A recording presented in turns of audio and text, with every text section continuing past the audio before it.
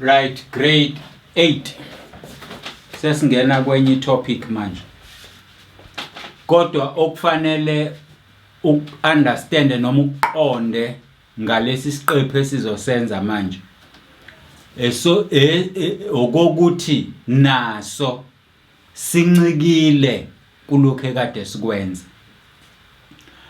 Ngakho ke akukho kwa mathematics noma nje empilweni ke into evele imele nje yona yodwa. Isihlahla sincike kumuntu nomuntu uncike esihlahleni ngoba bobabili bancike enhlabathini namanzi.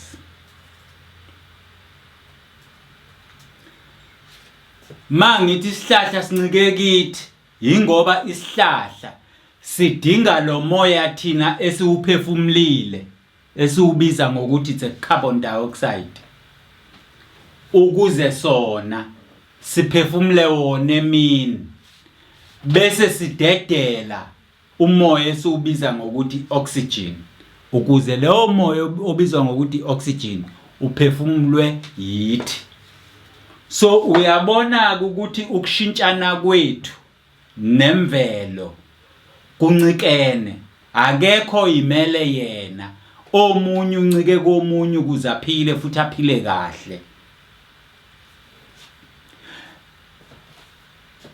Yingakho ke nje sekukhona abantu esibabiza ngokuthi izishoshovu ze green, bakubiza ngokuthi green what, i-green planet, umhlaba oluhlaza, because bakholelwa kakhulu futhi bakhuluma iqiniso mangabe bethi asingabulawi ihlahla ngoba kuzo sithola ama-fruit, kuzo sithola umthunzi, kuzo sithola amaplanga okwakha izindlu, kuzo sithola ifenisha, kuzo kuningi esikuthola ezihlahleni njengoba nazo kukuningi ezikuthola kithi.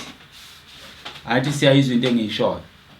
So ke i-green world ibalulekile empilweni yomuntu ngoba yona yenziwa imvelo uNkulunkulu ayidalayo yesihlahla yakho konke lokhu esithi thina akuphili.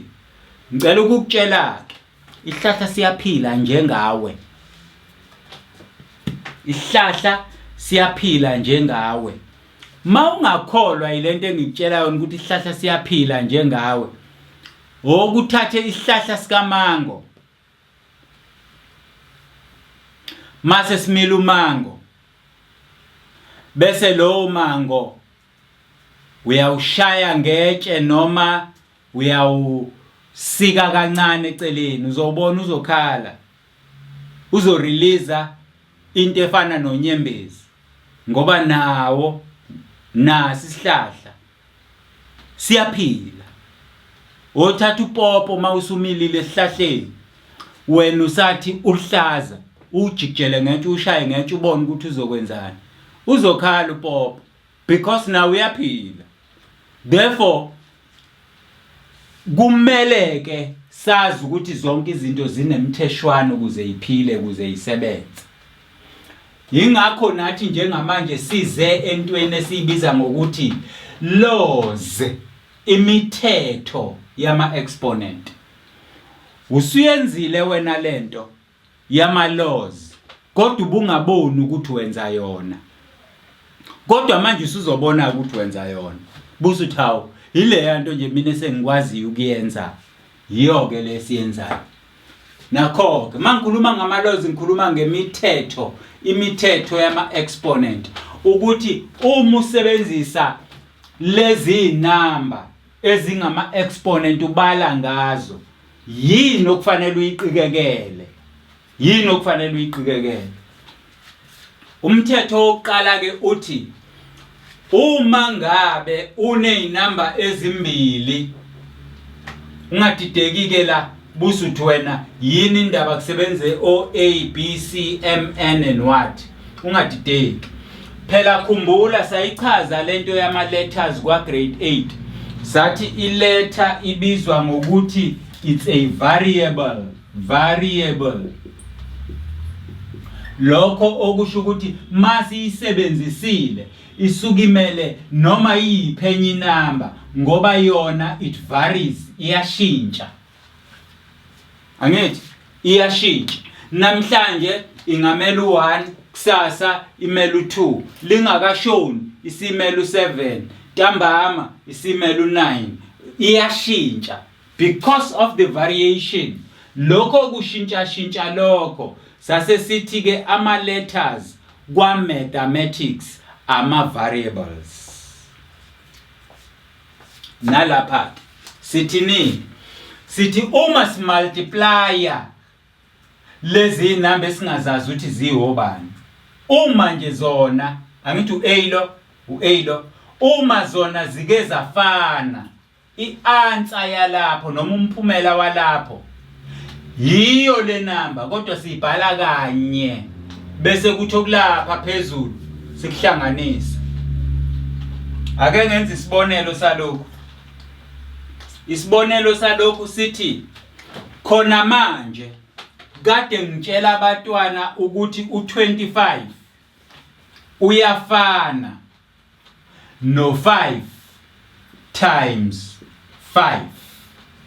Angithi nakho ke thina sesiyithola simultiplya inamba ezimbili ezifanayo. Sesenze njani ke? Sesithatha eyodwa yalezi inamba ezifanayo sibhala phansi. Ekuqaleni ke kade ngithi kuwena ke uyabala ukuthi zingaki lezi inamba ozimultiplyayo. Manje ngisafuna ubale, sengifuna usebenzisa umthetho. Uthini umthetho?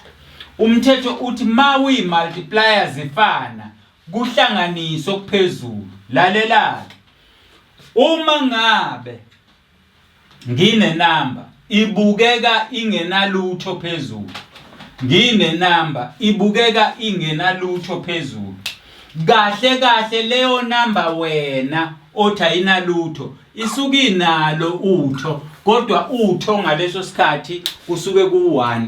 Uma kungekho lutho nje kusuke ku1. Uma ngesiyena u1 komele bakutshela ukuthi ubani lapho. Manje ke sesiyahamba ke siyohlanganisa lo 1 weyokuqala sohlanganisa no 1 weyesibili. U1 plus 1 usezosinikeza ke yena u5, kodwa manje onjani squared. Ngicabanga ukuthi ukubonile ke lokhu kulama videos noma kulama lessons ekade siwenza before. La ebe ngithi khona umultiply lezi number bese uyangibalela ukuthi zona zingaki, ukuthi zingaki busu kubhala lapha phezulu. Ake siphinde senze enye iexample. Bazoyibona abantwana lento ukuthi sebeyenzile futhi ilula kamnandi kanjani. Asenzeni ke ingane zami. Ngithi mina kuwe, uma ngabe une number, asithatha inumber 125, asu multiply ke lo 125, u5 so multiply ngomunye u5, so multiply ngomunye u5, right? Ngase ngithi mina kuwena sizosebenzisa umthetho ke manje. Umthetho uthi uma umultiply inumber ezifanayo ukuthi zingaka kunandaba, anginandaba. Wena uthatha lezi number ezifanayo ubhale yodwa phansi ngoba uyayimultiply. Angithi ngase ngithi kuwena kulezi number ezifanayo, lezi number ezifana okuphezulu uyakuhlanganisa wena. Ngase ngithi kule ubona ngathi akukho lutho nje khona u1 la, ubona ngathi akukho lutho nje khona u1 la, ubona ngathi akukho lutho nje khona u1 la. Uma ke lo 1 suhlanganisa nalo 1 siphinde suhlanganise nalo 1 ngempela kuzophuma u5, kodwa phezulu uzobe usunobani 3. Le i-exponential form. Umthetho wama exponent uthi uma umultiplya inumber ezifanayo you add ama exponent azo ngoba ziyafana.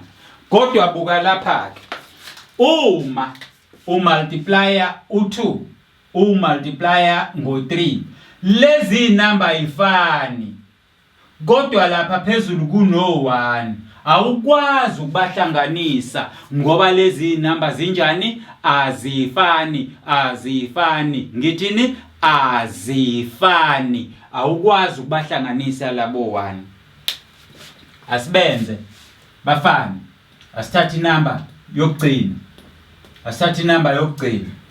uma ngabe ngizokunikeza u27 uyafana no3 uma ngizomultiply ngomunye u3 ngiphinde ngumultiply ngomunye u3 because u3 times 3 u9 times 3 u27 kodwa ngoba ngimultiplya inamba ezintathu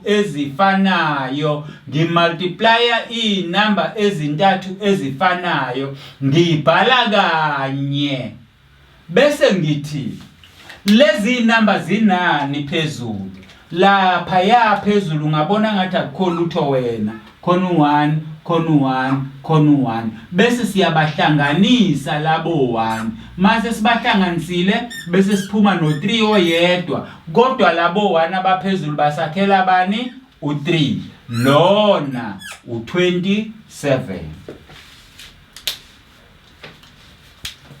bayabona abantu ake ngikwenzele esinye isibonelo nasi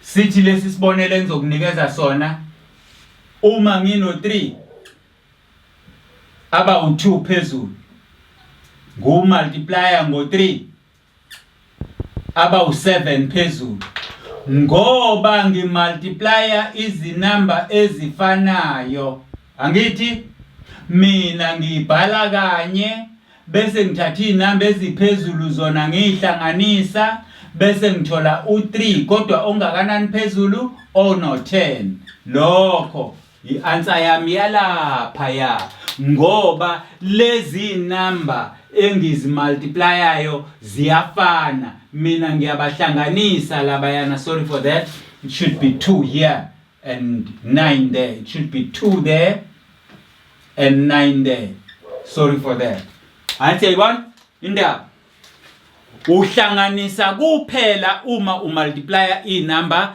ezifanayo awuhlanganisi uma umultiplya izinamba ezingafani senze umthetho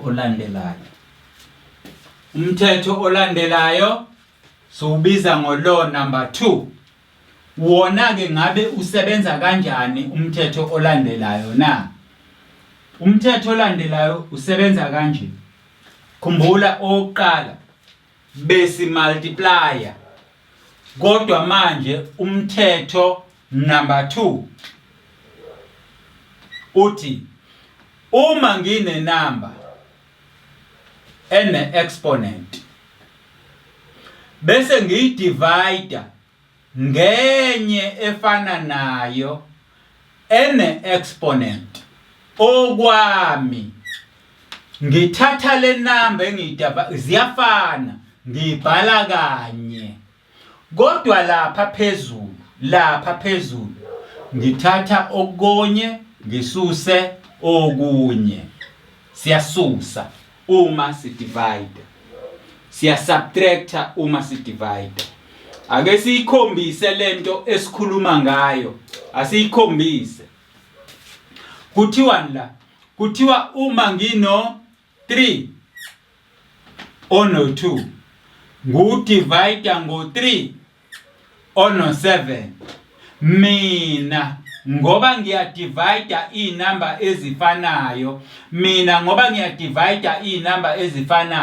angiyibhale kanye le number bayangizwa abantu ukuthi ngithini bese ngithatha ephezulu ngenhla u2 ngisuse engezansi bese kusala le number 2 minus 7 uyisusa kanjani inamba enkulu kwencane na thatha uphawu lwenamba enkulu ulibhale phansi bese uthatha enkulu ususe encane kusale 5 so nakho nansi answer yami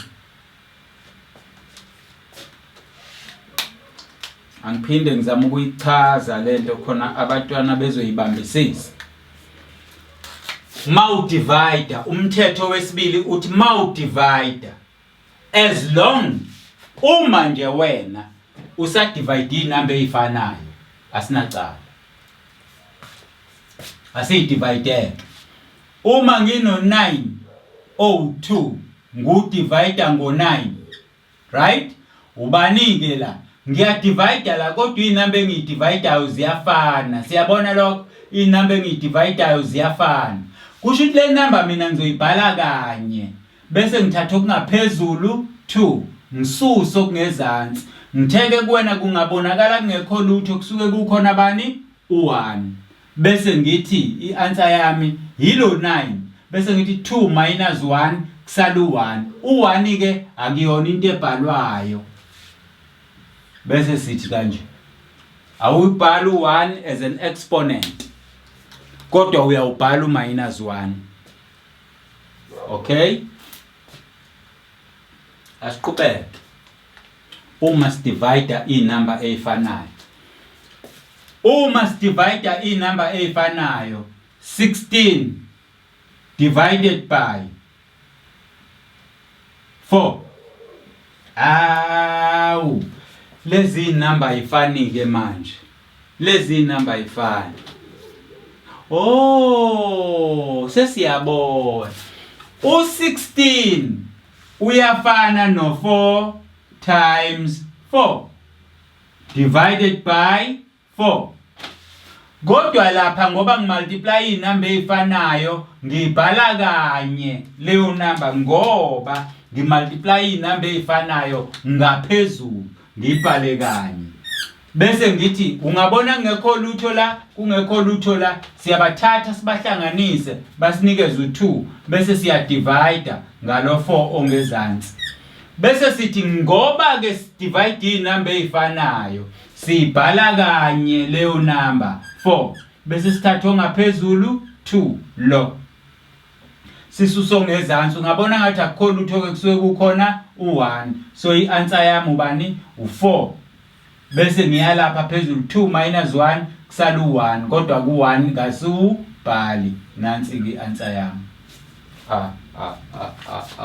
Ingane zami ziyashesha ukuyibona lento, ziyashesha ukuyibona lento.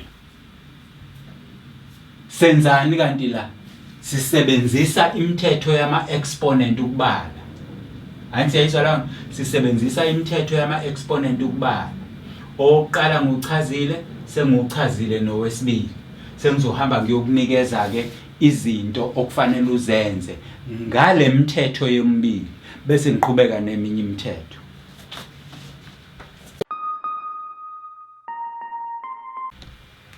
Right. Grade 8 umsebenzi okumele uwenze. Khumbula njengoba ngikunikeza lo msebenzi kunemitheshwana emibili.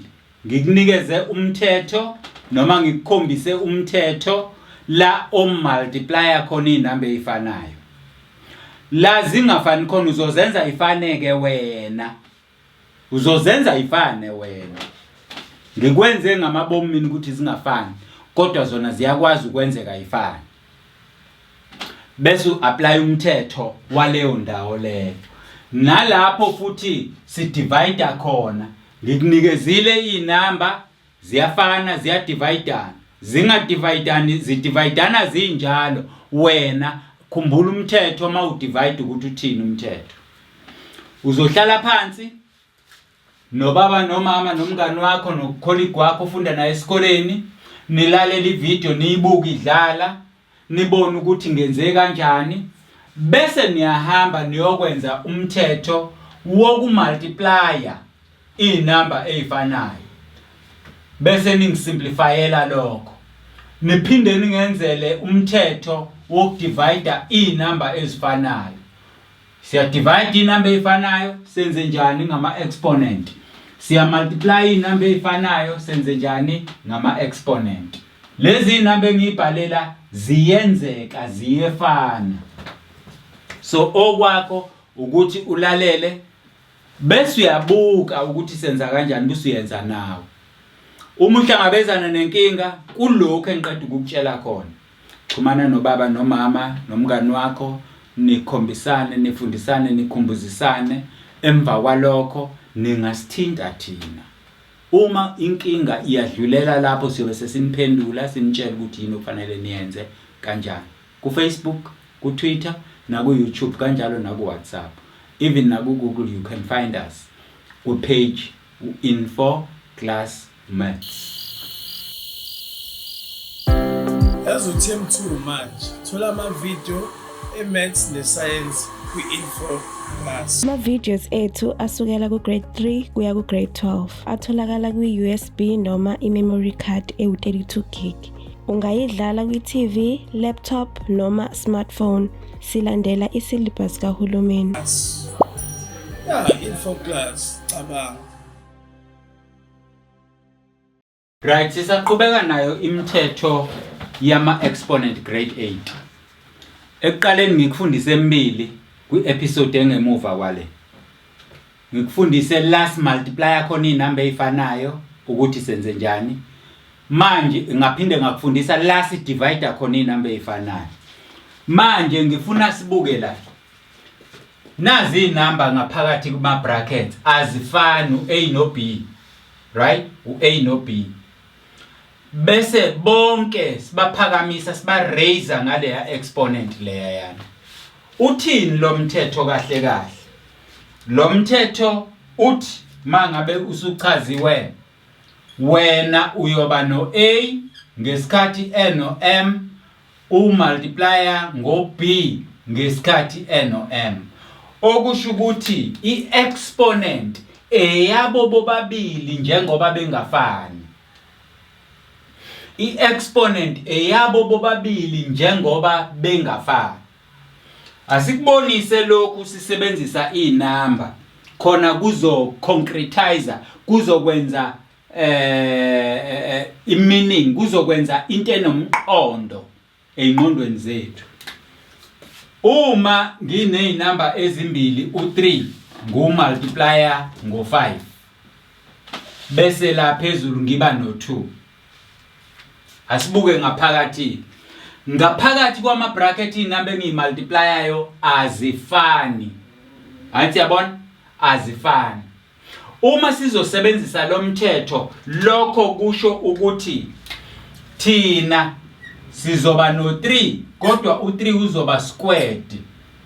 Siphinde sithi multiplied by 5 no5 naye abe squared. Lo 2 owala, lo 2 owala. Njengoba sengenzile. Lokhu bese kusinikeza u3 times 3. Right? U3 times 3. Lokhu bese kusinikeza u times 5 times 5. Ngoba le number phezulu isitshela ukuthi bangaki laba. Le number phezulu isitshela ukuthi bangaki laba. Kodwa siyaba multiply. Bese sisuka lapho siba no9 la so multiplier ngo25 lapha ya. Okusinikeza ianswer yethu ezothi 9 times 5 is 45. Carry 4. 9 times 2 18 plus 4 22. Nansi ianswer yala. Nansi answer yala. Into eyenza ukuthi lo mthetho siuchaze kanje. Into eyenza ukuthi lo mthetho siuchaze kanje ukuthi you distribute i-exponent uyihlwanyela kubo bobabili njengoba ngenzile. Ngabe kusasho into efanayo yini lokhu? Uma sizo multiplier ngaphakathi bese sithi square. Ake sikuhloleke lokho. Uma ngabe sino 3 so multiplier ngo5 lokhu kuyosinikeza u15. Lokhu nje kosinikeza u15. Lokhu kosinikeza u15. Uma ke lapha phezulu sino square kusho ukuthi sino 15 times 15. Ngabe ke u15 times 15 usinikeza bani? Asikwenzeke lokho. U15 times 15, this is 25, carry 2. This one is 5 plus 2, 7. 5 and 1. It's 25, carry 2. 5 7 5 1 mase siya adda u5 mase adda la u12 sikerisha u1 sufake la be u2 bese kuphuma u225 ofanayo nalo. Okusho ukuthi uyakwazi ukuqala ngokumultiply inamba ezingaphakathi bese uzogcina ngeexponent okanye usebenzisa umthetho njengoba unjalo iexponent iye ngaphakathi komunye nomunye ngoba kuzokwenzeka wena uhlangabezane nento enje uma ngithi kuwena x times y bese ngithi 2 bese uthi wena ianswer yala uzoqala ngokumultiply lo ube no xy bese uthi exponent 2 lokhu ku wrong lokhu yindaba ngithi ku wrong because u-x no-y awubazi ukuthi bamele ini and futhi awukwazi ukumultiply izinto ongazazi ucabanga ukuthi wena uzothola ianswer oyaziyo. Angithi uyayizwa awukwazi ukumultiply izinto ongazazi. Khumbula phela u-x no-y ama letters kwi mathematics lawa esiwabiza ngama variables okusho ukuthi amele noma yiphi enye inamba. Therefore we cannot assume asikwazi ukuqagela sithi u-x no-y bayosinikeza u-xy ngoba sibazi kodwa siyakwazi ukuqagela u3 no5 because inamba lezi kuyasebenzeka. Yikho lokho kwenza ukuthi noma si-apply umthetho noma senza ngeyethu indlela kuyakwazi ukusinikeza ini i-answer eqondileyo ecorrect. Asiveze isibonelo sesibili ngawo umsebenzi ofanayo. Isibonelo sesibili sithi mangino 3 ngumultiply ngo7 kodwa la bese ngiba nobani ke mina no 2. Let me take 2. Kusho ukuthini lokhu? Lokhu kusho ukuthi u2 owabo bobabili ngizoba no 3 ono 2 times 7 ono 2. U3 ono 2 sengikwenzile o3 aba u2 banginikeza u9 times o7 aba u2 banginikeza u49 mang times u49 ka9 9 times 9 is 81 carry 8 9 times 4 36 plus 8 36 plus 8 44. Lokhu kusinikeza le answer lokhu okanye ngithi lo times lo kunginikeza u21 lo times lo kunginikeza u21 bese ngithi 21 square ngenye indlela kusho ukuthi 21 ku multiplier ngomunye u21 kodwa babe babili. Uma sengikwenzile lokho bese ngiya multiply mang multiply la ngo21 into ezokwenzekile 1 times 1 is 1 1 times 2 is 2 2 times 1 is 2 2 times 2 is 4 mase ngi-add lezi zinto u1 u4 no4 okusaphuma le answer engiyithole ngapha nakho nangapha isaphuma. Kusho ukuthini ke lento igcizelela ukuthi makuzinamba ngaphakathi ngiyakwazi noma futhi ngivumelekile ukuqala ngokumultiply zona qala zibe inamba eyodwa bese ngiyazi ukuthi le namba eyodwa kuthiwa ngiyiphinde ngayo kodwa ikhawu zibe ngaki zibe mbili okanye lo ngimusa kubo bonke njengoba sengenzile bese ngiyakhumbula ukuthi u3 squared no7 squared banginikeza abantu maba multiply banginikeze lokhiya. That is law number 3. Ake sibuke ulo number 4. Sibuke ulo number 4. Noma senze example ka law number 3 yokugcina. Uma ngino p ngumultiplier ngo q bese ngiba no exponent o3 la angikwazi ukuthi ianswer yala uPQ ngoba uP beno Q ama variable kusho ukuthi bamele inamba eyishintsha kodwa ngiyakwazi ukuthi uP mthathu kanjalo no Q mthathu lokhu kuba iyona answer yami yala ngoba laba bobabili angibazi ukuthi bamele obani futhi ngeke benginikeze into eqondile. Mangithi into engingayazi ngimultiplya ngento engingayazi, ngikuthola kanjani engikwaziyo? Angikutholi. So it's a product engaphakathi nepower. Siye kulo number 4. Ulo number 4 wethu umi kanje. Uthi ulo number 4, uma ngine inamba ezimbili ezingafani, yabona, number ezimbili ezingafani, noma ake ngithathe yodwa okwamanje, ngine number ene power bese leyo power ngiyiraiser ngenye ipower, yabo, ngaphakathi kwama brackets khona inamba ene exponent yayo, bese konke lokho kuphinda kube nenye exponent futhi. Ngisho ke lama exponent angaba u10 akusho lutho. Mini answer yami ithi bhala kanye le number, thatha lo ongaphakathi m umultiply ngalo nongaphandle n. Asikwenzeke lokhu kuvumelane nesimo.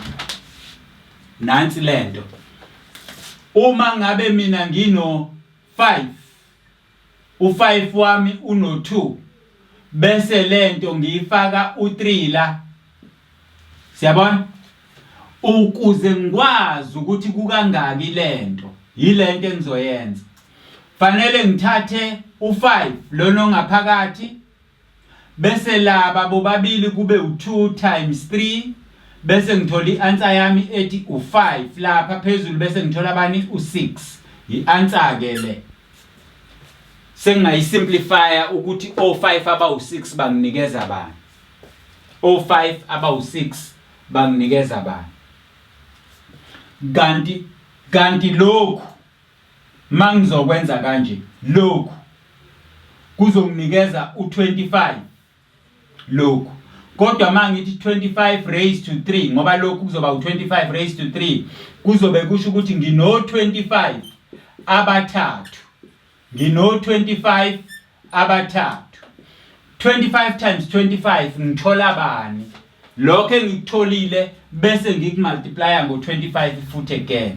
Ake siboneke. U25 times 25. 25 times 25 is 25. Carry 2. 5 times 2, 10. Plus 2, 12. Bese ngiphinda futhi. Sengimultiplya ngalo. 2 times 5 is 10. Carry 1. 2 times 4 is 2 times 2 is 4. Plus 1, 5. Okusho ukuthi nginobani? Ngino 5, no 2, no 625. Kodwa bengisenze laba kuphela. Sengizothatha lo 625 ngomultiply ngomunye u25. Kuzophuma banike la. Kuzophuma inamba enkulu. Anti siyabona? Kuzophuma inamba enkulu esizoyihlola ukuthi izoba njalo yini. Ake sikuhloleke lokhu ngoba kubalulekile ukuthi ngikwenze, ngikukhombise ukuthi kusuke kuyiqiniso mangabe kwenzeka kanjalo. Uma sikuhlola ke yilokhu okuzokwenzeka. Sithathe u625, 625 so multiply ngo25. Ubani answer yala? 5 times 5 is 25. Carry 2. 5 times 2, 10. Plus 2, 12. Carry 1. 5 times 6, 30. Plus 1, 31. Bese kuba u10. Carry 1, 4, 5, and 12. Lento masi edda isinikeza u25, 6, 5, 1. Oku 15,625. 15,625. Ake sibukeke la. Sino 5 aba u6. O5 aba u6 basinikeza bani? Basinikeza bani? 5 times 5 times 5 times 5 times 5. 2, 4, 6. 5 times 5 is 25. Multiplied by 5 times 5 is 25. Multiplied by 5 times 5 is 25. Uyabona yini ithi lento le ile. Ayisiyibona leyo nto. Ile. Kodwa thina sifuna ukuprove le number le ukuthi ngempela iyafana yini nale. Angithi sifuna ukuprove ukuthi le iyafana yini nale. Sesizothatha le sifune ama prime factors. Prime factors. Masifuna ama prime factors senza kanje. Sifuna u15 6 25. Bese su divide nge-prime factor u5 asudivide ngo5. Mas divide ngo5 la u5 ku15 ungena kathathu, u5 ku6 angene kanye, kusala u1, ku12 angene kabili, kusale u2, ku25 angene ka5.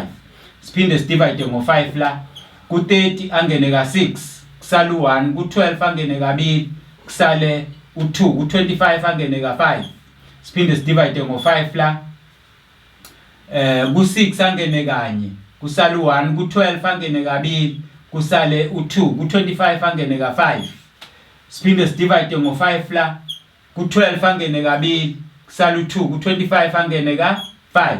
Siphinde sidivide ngo5 la ku25 u5 uya ka5. Siphinde sidivide ngo5 la ku5 aye kanye. Buka ukuthi bangaki. 2 4 6. So uyayibona ke le number le ukuthi iyafana exactly no 5 aba raised to power 6. Ngifuna ukuthini kuwena ngifuna ukuthi ngithi kuyafana makuzi number kuphuma ianswer efanayo. Ungaqala la 5 square is 25 but 25 bangaki bawu3. Right? This is 25 to power 3 expanded form in an exponential form. Lokho kusinikeza u15625. Kodwa mase sifuna ama prime factors ala sifuna inamba ezolokhu ingene njalo kungasali lutho. U5 ulokhu engene njalo kungasali lutho kodwa ungena ka6 which is 5 to power 6. So ke ile imithetho yombili nawe kuzongenzela kanje. La izokunikeza khona isibalo sinje noma sinje yaya uzo apply le mthetho. Uma sinje lo owabo bobabili kanje uqhubeke lapho okanye uqala la bese eya kanye. Uma kukanje umultiply laba ya njengoba ngenzile okanye uqala la ngaphakathi bese umultiply phezulu lapha ya nakho umultiply phezulu okanye la ngaphakathi kube u25 bese uphakamisa ka3 u25, then that will give you exactly the same answer. So manje sesiya ku to do wakho. Right now kumsebenzi wakho ke kulokho kade sikufunda ngithe kuwena sebenzisa imithetho yama exponents. Sebenzisa imithetho engikufundise yona ukuthola umphumela oyiwo. Ngase ngithi simplify. Ngenye indlela ngizama ukusho kuwena ukuthi mangithi simplify ianswer yakho ayizukugcina nje inje. Ayizukugcina inje ianswer yakho. Ubani lo usho u2 times 2. Ubani ku2 times 2 u4.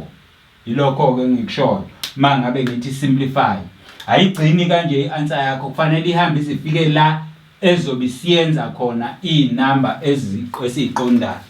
So ke imithetho yakho uyifundile uyayiapply ngikukhombisile isibonelo la uneinamba ngaphakathi ukuthi uyakwazi ukumusa ngaphakathi noma uqale ngokusebenza. Ngakukhombisa umthetho la bengafani khona ukuthi yena owabo bonke. Ngakukhombisa la umultiply khona inamba ezingafani ukuthi yena owabo bonke kodwa nala abafani kodwa lo wayana wenzani lapha yana kanjalo nala ukuthi wenza kanjani. Khumbula ke iy'namba zangempela uyakwazi ukuyimultiply, iy'namba zangempela uyakwazi ukuyimultiply bese uyathola ukuthi i-answer yakhona ubani. So lo msebenzi kuzowenza wena emveni kokuthi uhlale phansi nobaba nomama nabonisana, wabavulela nabuka, bakubukisa, bakuphiso nendlebe, bakulalelisa ukuze bakuncede. Kodwa mangabe kuukuthi lokhu uhlangabezane nenkinga njalo usiyosithinta siyobe sesikutshela ukuthi kwenzeka kanjani. Awukhulu umsebenzi kodwa ufuna umuntu okhuthele owenzayo njengamanje ukuze uqambuya kwa grade 9 nje wena awunalo uvalo lwe-mathematics ngoba ilula njengalokho okunye okuthandayo. Ezoteam 2 manje thola ama-video e-maths ne-science kwi-Info Plus. Ama-videos ethu asukela ku-grade 3 kuya ku-grade 12 atholakala kwi-USB noma i-memory card ewu-32 gig. Ungayidlala kwi-TV, laptop noma smartphone. Silandela isyllabus kahulumeni. Ya, Info Plus, cabanga.